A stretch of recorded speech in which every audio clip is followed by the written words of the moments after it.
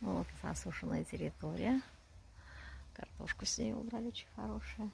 Здесь была осушена, здесь сразу возделывали георгины. Просто все больше и больше сортов добавляем. А вот здесь колодцы как раз осушали. Следующие 5 соток были осушены.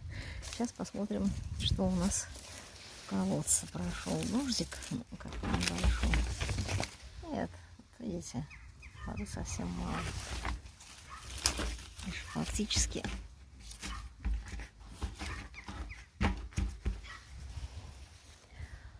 да. Поэтому думаем на следующий год георгины все сюда посадить, все в георгинах, с той дачи перенести.